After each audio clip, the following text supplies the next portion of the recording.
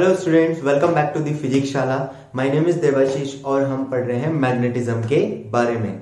Last lecture 13.1 में मैंने magnetism के बारे में आपको शुरुआत में बताया था कि मैग्नेटिक फील्ड क्या होता है, मैग्नेटिक फील्ड लाइंस क्या होती है, और हमने बायो-सैवर्ट लॉ और फिर उसके बाद फाइनाइट और इनफाइनाइट लेंथ वायर यानी कि लॉन्ग वायर के चारों तरफ मैग्नेटिक फील्ड का फॉर्मूला क्या होता है, उसको कैसे कैलकुलेट करते हैं, वो हमने पढ़ा था। उससे कुछ रिलेटेड न्यूमेरिकल्स हमने देखे थे।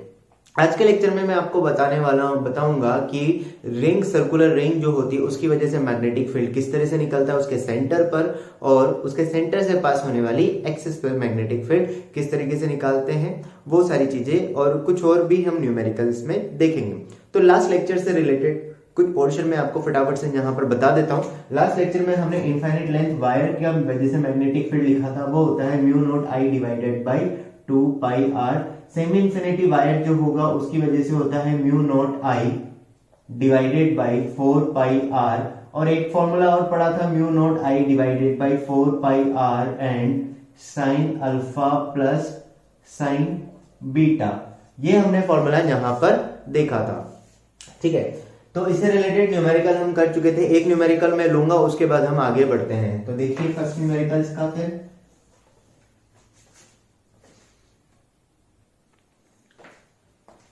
देखो भाई, यहां पर हमें क्वेश्चन दिया हुआ है कुछ इस तरीके से, एक फिगर दी हुई है, वायर है, इन्फिनिटी लेंथ वायर है, उसको हमने थोड़ा सा बेंड कर दिया है इस तरह से। अब यहां पर एक ए पॉइंट दिया हुआ है, तो इस ए पॉइंट पर हमें मैग्नेटिक फील्ड वैल्यू निकालनी है। अब जब भी आपको देखो इस तरह के क्वेश्चंस दिए जाए ना, जिसमें वायर या स्ट्रेट वायर की जगह उसको थोड़ा बेंड कर दिया जाए किसी एंगल पर, तो वहां पर आप ये कंसीडर करना कि वो दो अलग अलग एलिमेंट है। एक ये वाला एक सेमी इंफिनिटी वायर की तरह काम कर रहा होगा, और ये वाला वायर भी एक सेमी इंफिनिटी वायर की तरह काम कर रहा होगा। तो इसको फर्स्ट वायर मान लो, इसको सेकंड वायर मान लो। तो जब भी हम यहां पर हमारे पास एक की जगह दो एलिमेंट दिए जाए, एक की जगह दो चीजें दी जाए, यानी कि दो सेमी इंफिनिटी वायर हैं, तो इसकी वजह से इंडिविजुअली हम ए पॉइंट पर मैग्नेटिक फील्ड लिखेंगे और फिर उसको हम वेक्टरली ऐड कर देंगे। वेक्टरली ऐड करने का मतलब साइन के अकॉर्डिंग। तो जब भी इस तरह से दो या दो से ज्यादा कंपोनेंट्स आ जाते हैं, उसकी वजह से हमें अगर मैग्नेटिक फील्ड लिखना हो तो सबसे पहले हमें क्या करना पड़ता है, हम सबसे पहले डायरेक्शन चेक करते हैं उस इंडिविजुअल मैग्नीट्यूड जो वायर है उसकी वजह से। तो सबसे पहले मैं फर्स्ट वाले की वजह से अगर डायरेक्शन चेक करूंगा, तो आप खुद देखो कि फर्स्ट वाले की वजह से जो B1 मैग्नेटिक फील्ड बनेगा उसकी डायरेक्शन और B2 की डायरेक्शन चेक करते हैं। तो B1 के लिए देखोगे तो मैग्नेटिक फील्ड इस ए पॉइंट पर, करंट इस तरह से राइट हैंड डायरेक्शन, तो कहां पर आ रहा है, इनवर्ड वाली डायरेक्शन में। तो B1 के लिए क्या हो जाएगा, इनवर्ड। सिमिलरली I2 पर करंट की डायरेक्शन ये है, तो आप अगर चेक करोगे तो ये देखो करंट की डायरेक्शन ये, और ये इस तरीके से, ये करंट की डायरेक्शन इस तरफ ऐसे पकड़ लो, और ये ए पॉइंट इस यहां पर है, तो कहां पर आ रहा है, अंदर वाले डायरेक्शन में। तो ये क्या हो जाएगा, क्रॉस। तो B1 और B2, B1 क्रॉस B2 भी क्रॉस यहां पर हो जाएगा, ठीक है। B1 भी क्रॉस, और यहां पर इसका मतलब दोनों सेम डायरेक्शन में इनवर्ड आ रहे हैं, इसका मतलब डायरेक्टली हम इनके मैग्नीट्यूड को ऐड कर देंगे। अगर ये अपोजिट होते तो फिर हम अलग तरीके से करते। चलो भाई, तो B1 की वैल्यू अब लिख लेते हैं। तो B1 की वैल्यू देखो क्या हो जाएगी, B1 इक्वल्स टू, यहां पर अगर मैं B1 की वैल्यू लिखूंगा तो B1 मेरे पास सेमी इंफिनिटी वायर है, इस वाले वायर, इसको मत देखो, बस इसको देखो। ये पॉइंट जो है, ये पॉइंट को अगर हम इस एंगल, इस वाले एंड से मिलाएंगे तो 90 डिग्री का एंगल बन जाएगा, और अगर मैं इससे चेक करूंगा तो ये एंगल बनेगा 45 डिग्री। मुझे कैसे पता चल रहा है, ये R, ये 90 डिग्री पर है, तो कितना एंगल हो जाएगा, 45 डिग्री का यहाँ पर एंगल बन जाने वाला है। अब हमारे पास जो फॉर्मूला होता है वो यही होता है कि इधर भी अगर मैं सपोज इधर चेक करूंगा ना, तो ये तो इंफिनिटी तक जा रहा है, तो ये वाला एंगल जो बनने वाला है वो ऑलमोस्ट 90 डिग्री बनेगा।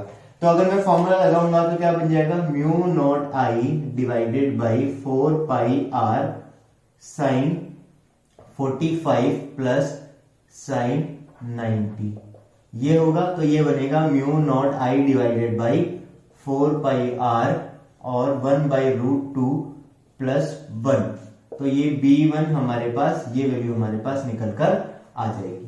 क्लियर है ये बात। तो B1 equals to mu naught I divided by 4 pi R, ये हमारे पास एक इक्वेशन हमारे पास निकल कर आ गई फर्स्ट वाली। सेकंड वाली निकालनी है, तो सेकंड वाली के लिए भी सेम सिनेरियो हो जाएगा। सेकंड वाली के लिए आप चेक करोगे तो ये वाली है, इसके लिए एक एंड जो है वो भी 45 डिग्री का एंगल बना रहा है और जो दूसरा एंड होगा उससे 90 डिग्री का एंगल बन रहा होगा, इसी तरीके का है।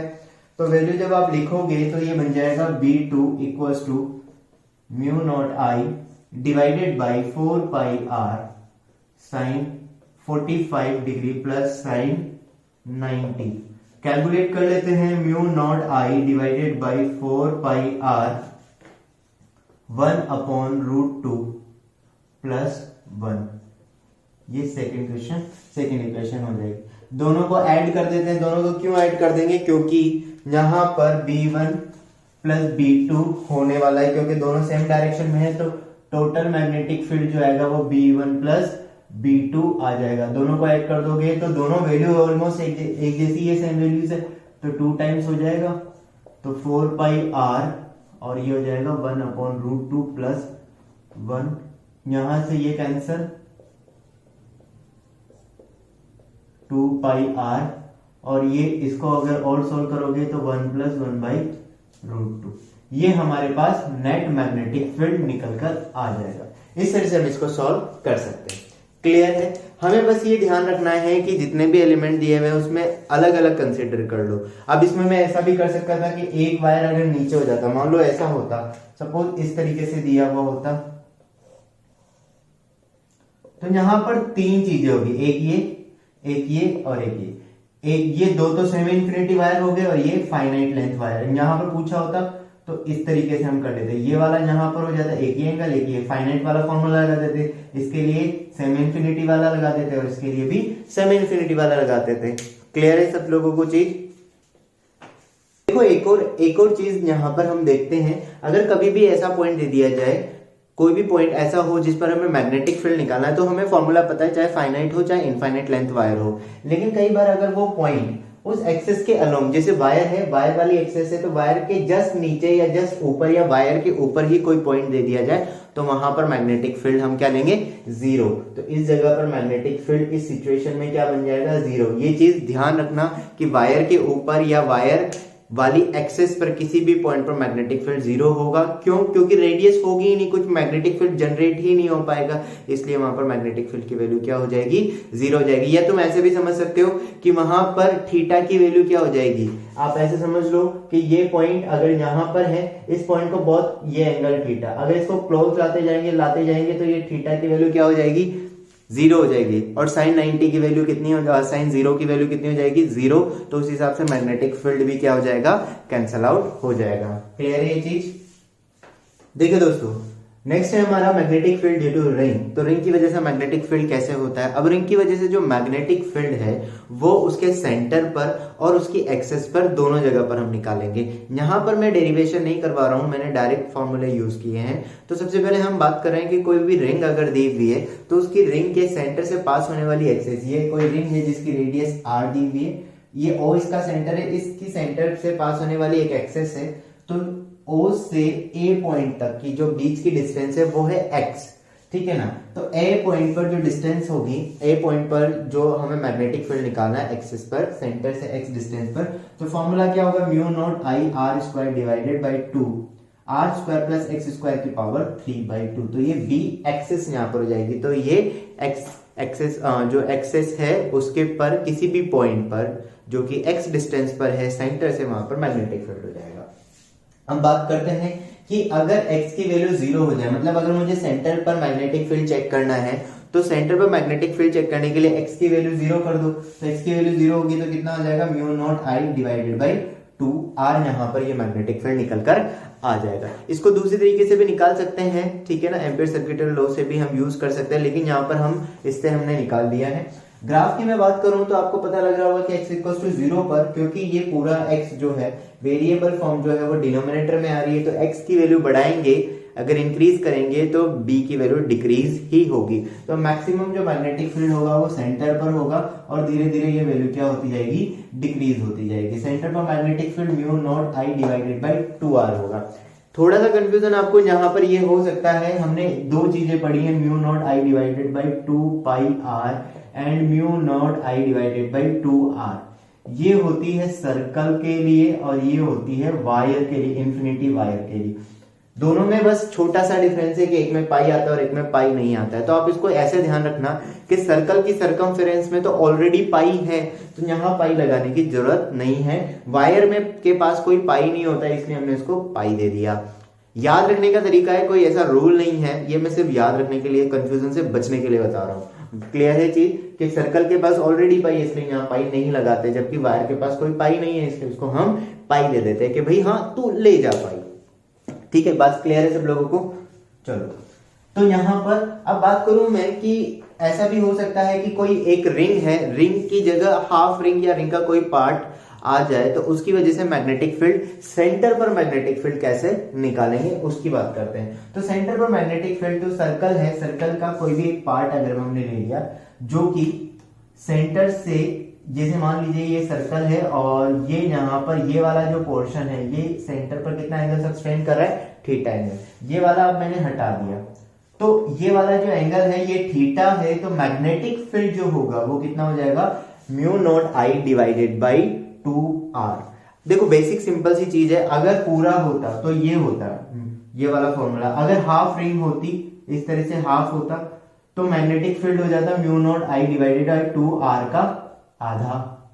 अगर 1/4 होता तो 1/4 कर देते। अब तो इसको हम एंगल के अकॉर्डिंग कैसे चेक कर सकते हैं कि भाई जितना एंगल है डिवाइडेड बाई 2 पाई एंगल। हमें पता है ना कि पूरी रिंग का एंगल कितना होता है 2 पाई, तो 2 पाई में फॉर्मूला ये आता है, तो थीटा एंगल में कितना हो जाएगा, थीटा डिवाइडेड बाई 2 पाई। मतलब पूरी रिंग का जो मैग्नेटिक फील्ड होगा उसको मल्टीप्लाई कर दो सिर्फ थीटा डिवाइडेड बाई 2 पाई से, 2 पाई पूरी रिंग का एंगल। अब थीटा यहाँ पर अगर आपको डिग्री में दिया है तो उसको किस में चेंज कर लेना, रेडियन में। या फिर अगर मान लो ये थीटा सपोज आपको 60 डिग्री दिया है, तो यहाँ 2 पाई की जगह भी या तो तुम क्या लिखो 60 डिवाइडेड बाई 360, या फिर इस थीटा को किस में कन्वर्ट कर दो, रेडियन में पाई बाई 3। जैसे भी तुम चाहो वैसे कर सकते हो, बस ये ध्यान रखना अगर यहाँ डिग्री में लिख रहे हो तो इसको 360 लिखना, रेडियन में लिख रहे हो तो 2 पाई लिख ही सकते हो। ठीक है, डायरेक्शन की बात करें तो राइट हैंड थंब रूल का ही यूज करेंगे। अब कैसे यूज करेंगे, डायरेक्शन अच्छे से समझो। मान लो कि हमारे पास रिंग है, इसमें करंट इस तरीके से चल रहा है, इसके सेंटर पर मुझे करंट की मैग्नेटिक फील्ड की डायरेक्शन देखनी है, ये करंट की डायरेक्शन है। तो आप क्या करो, स्ट्रेट लाइन वाले वायर में जब हम देखते थे तो थंब को किसकी डायरेक्शन में रखते थे, करंट की डायरेक्शन में, और कर्व फिंगर जो होती थी वो मैग्नेटिक फील्ड की डायरेक्शन को दिखाती थी। अब फॉर्मूला तरीका वही है। अब यहां पर लेकिन करंट कैसे चल रहा है, सर्कल में, तो फिंगर्स को सर्कल की डायरेक्शन में, करंट की डायरेक्शन में रखेंगे। फिंगर्स को, राइट हैंड की फिंगर्स को सर्कल की करंट की डायरेक्शन में रखूंगा, क्योंकि मैं थंब को तो सर्कल कर नहीं सकता, थंब तो स्ट्रेट रहेगा, तो इसकी डायरेक्शन में मैंने रखा। तो थंब कहाँ आ रहा है, आउटवर्ड, आउटवर्ड आ रहा है, इसका मतलब यहाँ मैग्नेटिक फील्ड कैसी होगी, आउटवर्ड डायरेक्शन में होगी। इसकी जगह अगर मान लो ऐसा होता तो करंट कहाँ, फिंगर्स को करंट की डायरेक्शन में, तो कैसी है करंट, इस तरीके से, तो थंब कहां पर आ रहा है, इनवर्ड डायरेक्शन में, मतलब सेंटर पर मैग्नेटिक फील्ड कैसा है, इनवर्ड वाली डायरेक्शन में। अब एक चीज यहां पर जो थोड़ी सी ध्यान देने वाली, थोड़ा समझना इस चीज को, कि जैसे अगर ये सर्कल दिया हुआ है ना, तो यहां पर अगर करंट, ये जो मैग्नेटिक फील्ड है ये आउटवर्ड आ रहा है, डॉट का मतलब बाहर आ रहा है, तो ये कहीं से तो आ रहा होगा ना, तो ये ऐसे निकल गया। हमने लास्ट लेक्चर में एक चीज पढ़ी थी कि मैग्नेटिक फील्ड हमेशा किसकी फॉर्म में होता है, क्लोज लूप की फॉर्म में होता है। हम यहाँ पर मैग्नेटिक फील्ड की डायरेक्शन देख रहे हैं सिर्फ सेंटर पर, तो सेंटर पर तो बाहर से देखोगे तो कैसी दिखेगी, आउटवर्ड। लेकिन अगर मान लो ये रिंग ऐसे है, यहाँ पर ये रिंग है, इस तरीके से ये रिंग यहाँ पर है, ठीक है, तो अगर तुम्हारी तरफ से देखोगे तो आउटवर्ड, लेकिन अब मैं रिंग के उस तरफ तुम हो और पीछे वाली साइड में हो, तो तुम्हें तो दिखेगी मैग्नेटिक फील्ड बाहर की तरफ आते हुए, लेकिन मुझे दिखेगा जाते हुए इस वाले के लिए। और इस पोर्शन के लिए अगर हम बोर्ड के इधर से देखेंगे तो ये अंदर जाते हुए मैग्नेटिक फील्ड दिखेगा, और बोर्ड के पीछे से देखेंगे तो बाहर आते हुए। तो डिपेंड करता है कि किस तरह से मैग्नेटिक फील्ड कहां से आप ऑब्जर्व कर रहे हो। क्लियर है ये चीज, तो ये चीज। अच्छा, एक और बात, ये मैग्नेटिक फील्ड अगर यहां से बाहर आ रहा है तो ये वापस अंदर भी तो एंटर कर रहा होगा, तो अगर ये मैग्नेटिक फील्ड ऐसे आ रहा है तो वापस पीछे से जाएगा इस तरीके से, यहां से निकला और वापस, तो जब बाहर की, यहां पर ये बाहर है तो इस जगह पर ये इनवर्ड होगा, आउटवर्ड वाली डायरेक्शन में। अगर हम देखें यहां पर ये अंदर जा रहा है, इसका मतलब यहां पर ये आउटवर्ड होगा। क्लियर है ये चीज, यहाँ पर हमें इस तरीके से देखना है। तो ये बेसिक सी चीज यहाँ पर हम देखते हैं। एक और इंपॉर्टेंट बात बताता हूं, ये वैसे आगे काम आने वाली है कि कोई भी रिंग जो होती है, स्मॉलर रिंग अगर कोई दे दी जाए या स्मॉलर कॉइल दे दी जाए जिसमें करंट फ्लो कर रहा होता है, तो अगर उसके सेंटर पर मैग्नेटिक फील्ड बनता है, ये हमें पता है, वो रिंग एक मैग्नेट की तरह काम कर सकती है। मतलब उसका एक फेस नॉर्थ पोल की तरह काम कर सकता है और एक फेस साउथ पोल की तरह काम कर सकता है। तो कैसे पता लगता है, तरीका देखने का बता देता हूं। आपने शायद बचपन में पढ़ा भी होगा कि भाई इस तरीके से, मैं तुम्हें डायरेक्ट देखना बताता हूं। ऐसे राइट हैंड फिंगर्स को हम देखेंगे, अगर ऐसे रखा मैंने, जिस तरफ थंब दिखाई दे रहा है वो वाली साइड आपको नॉर्थ की तरह काम करेगी। तो ये अगर ऐसे है इस डायरेक्शन में, तो थंब इधर दिख रहा है, तो ये नॉर्थ साइड काम, नॉर्थ वाली, ये जो तुम्हें इस साइड से दिख रहा है वो नॉर्थ, और बोर्ड के पीछे से देखोगे तो वो साइड आपको साउथ दिखाई देगी। सिमिलरली यहां पर ये इस तरीके से और ये इस तरीके, इसमें देखोगे तो ये वाली, ये नॉर्थ साइड है और ये साउथ साइड है, तो ये वाली साइड कौन सी हो जाएगी, साउथ, और इसके पीछे वाली जो साइड होगी वो कौन सी हो जाएगी, नॉर्थ साइड हो जाएगी। क्लियर है ये चीज। रिंग से रिलेटेड कुछ एक ये छोटे छोटे से पॉइंट्स है जो अगर हमें याद होना तो क्वेश्चन करने में थोड़ा सा मजा आता है, हमें थोड़ी सी क्लियरिटी और अच्छे से बनती है। आई गेस आपको पता लग गया होगा कि कैसे है ये। अब एक्सिस वाले पॉइंट पर दिखाता हूं। एक्सिस वाले पॉइंट पर भी देखना आसान है। मान लो ये वाला पॉइंट है और यहां पर ये रिंग है, ये वाली रिंग यहां पर है, इस पॉइंट पर मुझे मैग्नेटिक फील्ड, करंट अगर ऐसे चल रहा है अंदर से बाहर की तरफ, मतलब करंट सपोज इस तरीके से है, ऐसे घूम रहा है, तो यहां पर फिंगर्स को ऐसे घुमाऊंगा तो इस पॉइंट पर मैग्नेटिक, थंब कहां आ रहा है, इस वाले पॉइंट पर उस तरफ, तो मैग्नेटिक फील्ड कहां होगा, इधर वाली डायरेक्शन में। अगर करंट ऐसे होता, बाहर से अंदर की तरफ जा रहा होता है, इसका मतलब इस पॉइंट पर मैग्नेटिक फील्ड का है इनवर्ड, क्योंकि ये थंब ही बताता है कि मैग्नेटिक फील्ड की डायरेक्शन कहां पर है। तो ऐसे देखेंगे ना, तो आप खुद देखो, आप खुद सोचो, ऐसे कर रहे हैं, इसका मतलब मैग्नेटिक फील्ड ऐसे जा रहा होगा, इस लाइन से जा रहा होगा, तो इस वाले पॉइंट पर तो इधर वाली डायरेक्शन में ही होगा। तो इस वाले पॉइंट पर अगर मैं देखूंगा इसके अकॉर्डिंग, तो ये मैग्नेटिक फील्ड ऐसे बन रहा होगा, तो यहां वाले पॉइंट पर तो ऐसे बनेगा। क्लियरिटी आ रही है सब लोगों को? तो इस तरीके से हम डायरेक्शन चेक करते हैं। अब इसके क्वेश्चंस देखते हैं।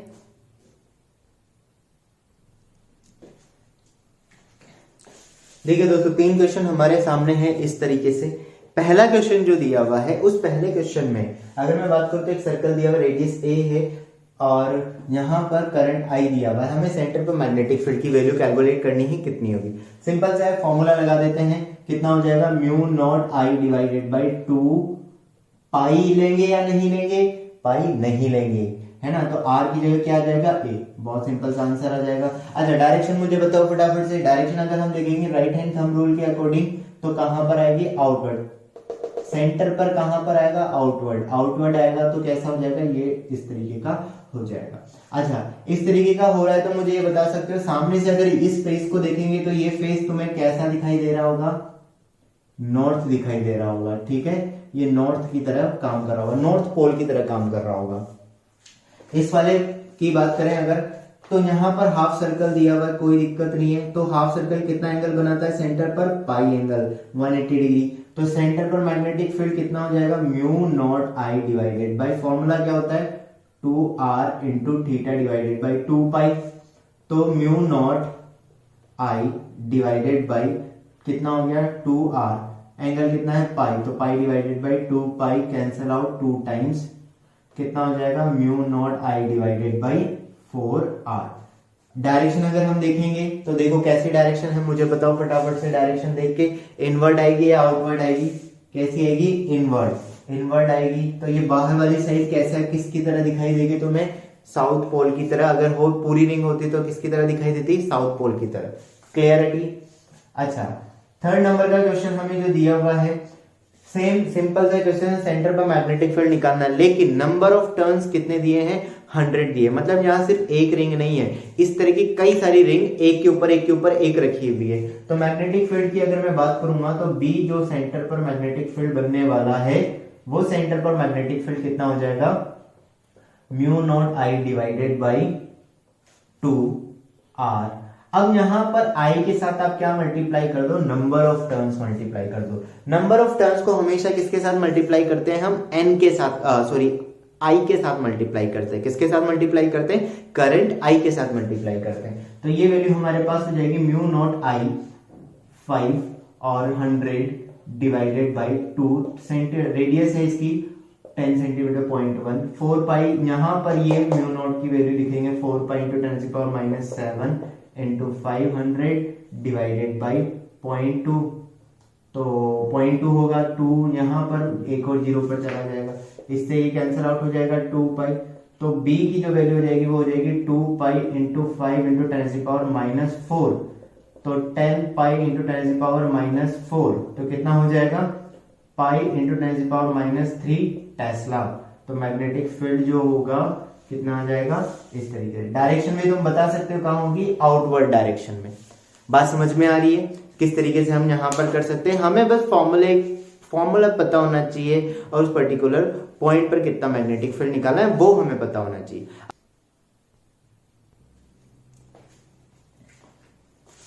देखिए यहां पर 2 क्वेश्चन और दिए हैं। क्वेश्चन नंबर 4 में हमें 2 कॉन्सेंट्रिक रिंग्स दी हुई है, दोनों में नंबर ऑफ टर्न्स 1 ही दिया हुआ है। करंट दोनों में एक जैसा है, बस दोनों की रेडियस अलग अलग है। एक की रेडियस r है और दूसरे की रेडियस कितनी दी हुई है? 2r दी हुई है। हमें क्या करना है? हमें सेंटर पर मैग्नेटिक फील्ड निकालना है। सेंटर पर मैग्नेटिक फील्ड निकालने का क्या तरीका है भाई? हमें फॉर्मूला पता होता है mu naught I divided by 2r, ये हमें बेसिक फॉर्मूला पता है। अब जब भी मैंने एक चीज बताया, जब भी किसी एक पॉइंट पर अलग अलग एलिमेंट्स, जब भी मैं एलिमेंट बोल रहा हूं मतलब वायर, रिंग, इस तरह से चीजें की बात कर रहा हूं, तो किसी एक पॉइंट पर एक से ज्यादा एलिमेंट्स की वजह से अगर मैग्नेटिक फील्ड कैलकुलेट करना हो तो हम इंडिविजुअली मैग्नेटिक फील्ड लिखते हैं विद डायरेक्शन। तो यहां पर इंडिविजुअली मैग्नेटिक फील्ड, तो सबकी वजह से अलग अलग मैग्नेटिक फील्ड की डायरेक्शन और वैल्यूज देख लेते हैं। मैं इसको बोल देता हूं, अंदर वाली को फर्स्ट रिंग बोल देता हूं, बाहर वाली को सेकंड रिंग बोल देता हूं। तो सबसे पहले अगर मैं देखूं तो फर्स्ट वाली, अंदर वाली जो रिंग है, इसकी वजह से सेंटर पर जो मैग्नेटिक फील्ड होगा, देखो इसमें करंट कैसे फ्लो कर रहा है, ऐसे करके। तो मैग्नेटिक फील्ड सेंटर पर कहां होना चाहिए? आउटवर्ड वाली डायरेक्शन में। और B2 की बात करूं तो मैग्नेटिक फील्ड कहां होना चाहिए? B2 पर जो मैग्नेटिक फील्ड है बाहर वाली, तो करंट ऐसे चल रहा है इसमें, इस तरीके से। तो करंट की डायरेक्शन कैसे? ये इधर आ रहा है तो ये इस तरीके से। तो सेंटर पर मैग्नेटिक फील्ड इसकी वजह से क्या होगा? इनवर्ड होगा।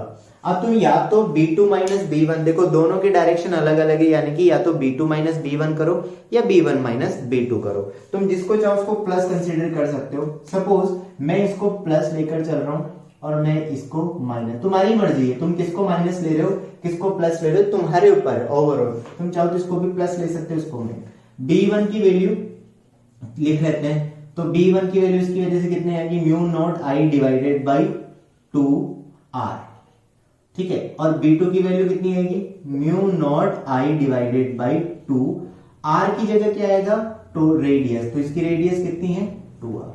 तो अब यहां पर अगर मैं बात करूं तो मैग्नेटिक फील्ड मैं लिखूंगा तो नेट मैग्नेटिक फील्ड कितना होगा? B1, ऐसे तो हम लिखते हैं इस तरीके से, B1 वेक्टर B2 वेक्टर, लेकिन यहां पर एक्सेस के अलोंग ही आ रहा है, तो B1 जो है वो हम नेगेटिव लेंगे। तो B1 की value mu naught I divided by 2r, इसके आगे माइनस लगा दो, और B2 को प्लस लिया है। अगर मान लो सपोज कभी ऐसा हो जाता है कि B1 ऐसे आ रहा है और B2 ऐसे आ रहा है, तो फिर तुम इसको डायरेक्ट प्लस माइनस नहीं कर सकते थे, ये दोनों अलग अलग डायरेक्शन में। अभी तो क्या है, B1 ऐसे है और B2 अंदर की तरफ है ना, इसीलिए मैं एक को प्लस ले रहा हूं तो दूसरे को माइनस ले रहा हूं। अदरवाइज मैं इसको आई कैप लेता तो ये माइनस आई कैप हो जाता, ये के कैप होता तो ये माइनस के कैप हो जाता। ये चीज ध्यान रखना। ऐसे अगर B1 यहां होता और B2 यहां होता तो फिर सिचुएशन अलग हो जाती है, बात बिल्कुल से ध्यान रखना है, ठीक है।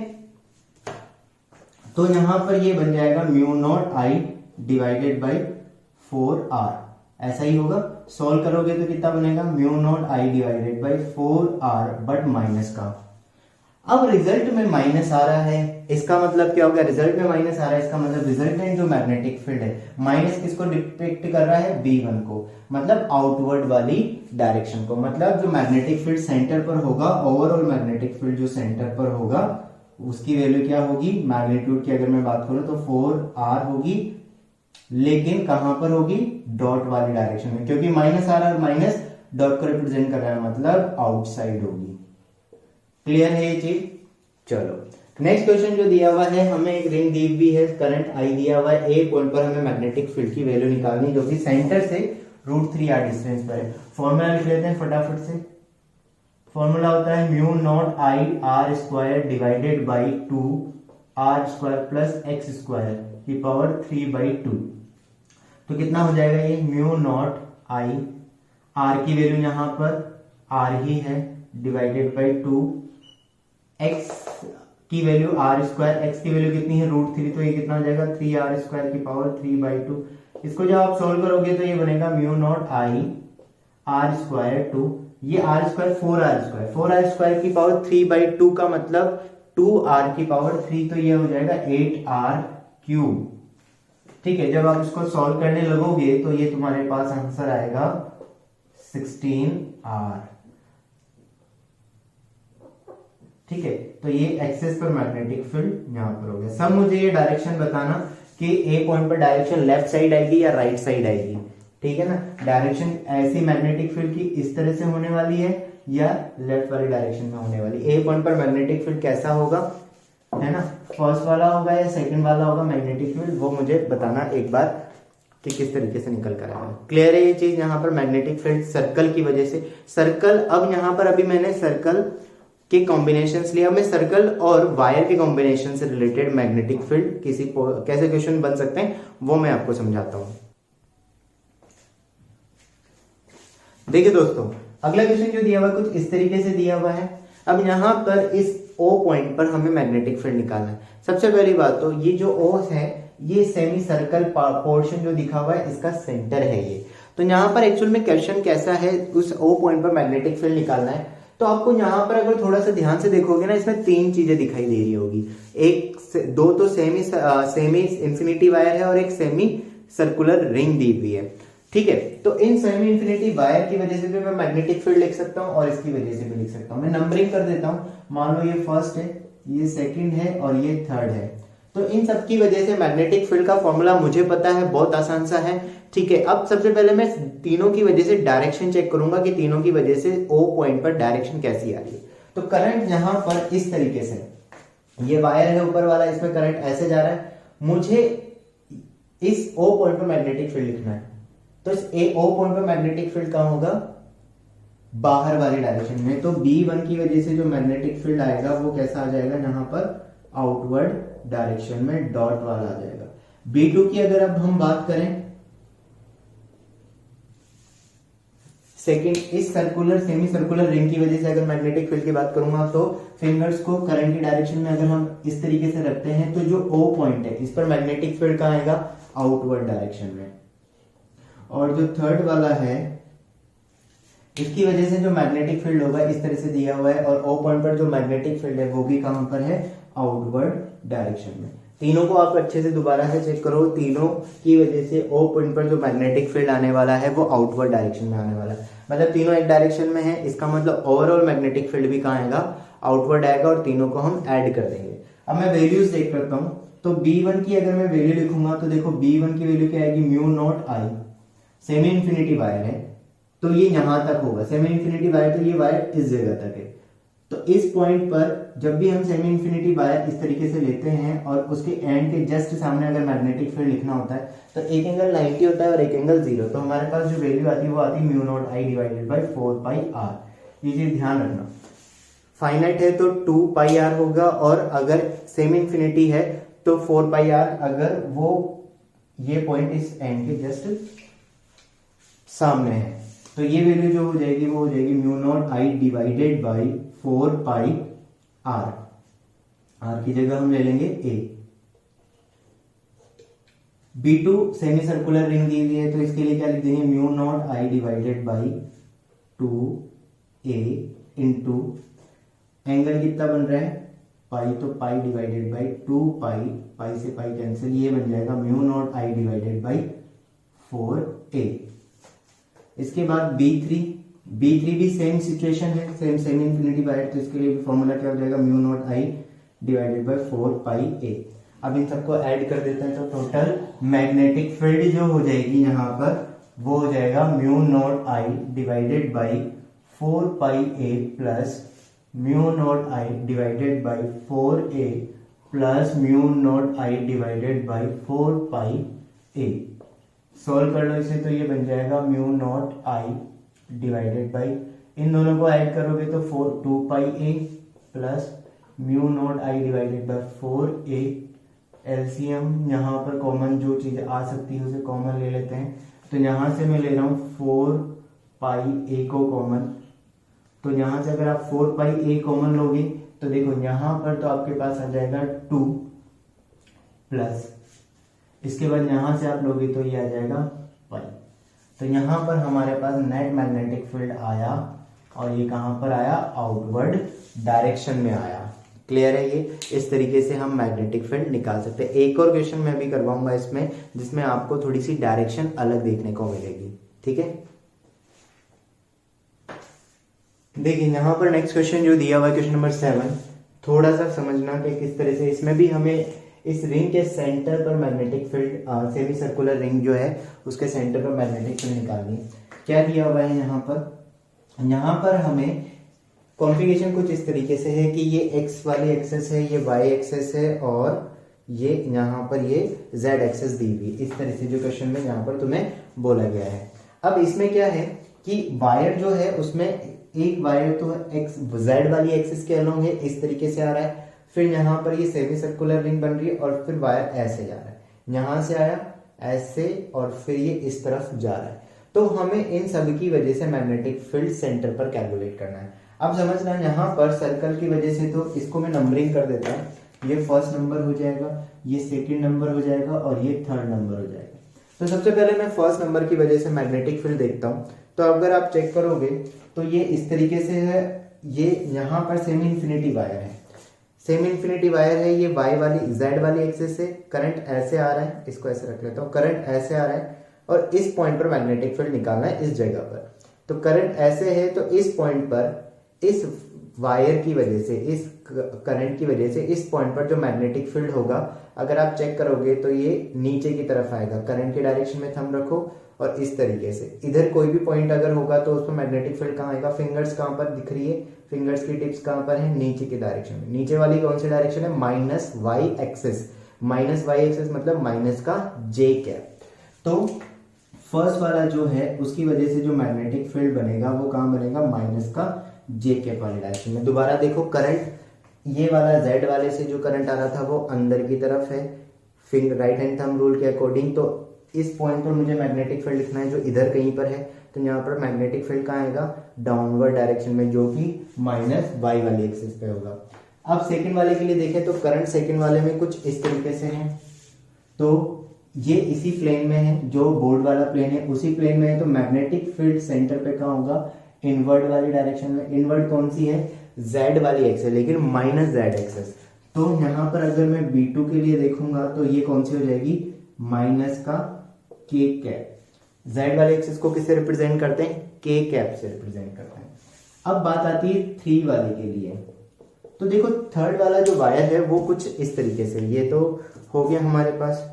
थर्ड वाला जो वायर है वो यहाँ पर कहीं पे दिया हुआ है इस तरीके से, और यहाँ पर है इस तरह से, यहाँ से जा रहा है, और ये जो सेंटर है ये इस वायर के रेस्पेक्ट में इसकी एक्सिस पर है। हमने थोड़ी देर पहले एक चीज पढ़ी थी कि कोई भी पॉइंट अगर वायर की एक्सिस पर आ जाए तो उसकी वजह से उस पॉइंट पर कोई मैग्नेटिक फील्ड नहीं होगा। तो इस थर्ड वाले पोर्शन की वजह से इस पर कोई मैग्नेटिक फील्ड नहीं आएगा, तो इसकी वजह से मैग्नेटिक फील्ड कितना हो जाएगा, 0 हो जाएगा। लॉजिक क्या है, क्योंकि वो पॉइंट सेंटर जो है वो जेड इस थर्ड वाले वायर की एक्सिस पर ही है। तो मैग्नेटिक फील्ड अब यहाँ पर देखो क्या आ गई, यूनिट वेक्टर्स आ गए। क्यों, क्योंकि यहाँ पर B1 और B2 दोनों एक ही लाइन के अलोंग नहीं थे। अभी तक जो हम कर रहे थे वो एक ही एक्सिस के अलोंग मैग्नेटिक फील्ड आ रहे थे, एक आउटसाइड तो एक इनसाइड। एक आउटसाइड है तो या तो दोनों आउटसाइड दोनों इनसाइड, या दोनों अपोजिट डायरेक्शन में, तो प्लस माइनस से काम चल जाता था। लेकिन यहाँ दोनों की डायरेक्शन अलग है, मतलब एक मैग्नेटिक फील्ड B1 जो आ रहा है वो तो नीचे की तरफ आ रहा है, ये B1 मान लो ये नीचे की तरफ है, और जो B2 आ रहा है वो इस तरह से है। मतलब ये मैग्नेटिक फील्ड ओवरऑल इस O सेंटर पर जो मैग्नेटिक फील्ड है वो ऐसे कुछ बन रहा है यहाँ पर और एक इस जगह पे। तो जो टोटल मैग्नेटिक फील्ड इधर कहीं आएगा। तो अगर टोटल मैग्नेटिक फील्ड लिखूंगा मैं तो टोटल मैग्नेटिक फील्ड कितना बन जाएगा, B1 vector plus B2 vector. तो B1 वेक्टर की वैल्यू कितनी हो गई, अब B1 जो है वो वायर है, तो वायर की वजह से मैग्नेटिक फील्ड का फॉर्मूला लिख लो, mu naught I divided by 2 pi, 2 की जगह क्या आ जाएगा 4 आ जाएगा, 4 पाई R। R क्या है, डिस्टेंस कितनी है, ये वाली कितनी है, यहां से यहां तक 2 है, तो यहां पर कितनी हो जाएगी 1। इसी तरह से सेमी के लिए क्या हो जाएगा, mu naught I divided by 4R। Radius, इसकी रेडियस कितनी है 1। क्लियर, वैल्यू पुट कर देते हैं, तो B1 के लिए आ जाएगा mu naught I divided by 4 pi minus का j कैप, और इसके लिए mu naught I divided by 4 minus का k कैप। थोड़ा सॉल्व करोगे तो B नेट जो बनेगा हमारे पास वो बन जाएगा mu naught I divided by 4 पाई, तो ये 1 प्लस पाई, तो ये यहां पर बन जाएगा माइनस जे के और माइनस का पाई के। ये इसका आंसर हो गया। मैग्नीट्यूड निकालना है, सिंपली बस मैग्नीट्यूड अगर हमें सॉल्व करना है तो मैग्नीट्यूड में हो जाएगा mu naught I divided by 4 pi 1 plus pi square under root, तो ये मैग्नीट्यूड इसका निकल कर आ गया। तो मैग्नीट्यूड भी हम इस तरीके से कैलकुलेट करके निकाल सकते हैं, ये चीज हमें यहाँ पर हमेशा ध्यान रखनी है। तो इस तरह के और भी क्वेश्चंस बन सकते हैं। आई होप आज के लेक्चर में जो भी चीज हमने पढ़ी है वो आपको अच्छे से क्लियर हो गई होगी। नेक्स्ट लेक्चर में मैं सोलिनॉइड और टॉरॉइड से रिलेटेड मैग्नेटिक फील्ड और उसके आगे की कुछ पोर्शन आगे को पढ़ाऊंगा, तो बने रहिए फिर फिजिक्स शाला के साथ। अगर आपने सब्सक्राइब नहीं किया चैनल तो सब्सक्राइब कर देना, लाइक कर देना, अगर अच्छा लगे तो कमेंट करके बताना कैसा है, समझ में आया या नहीं आया, और शेयर भी जरूर करना।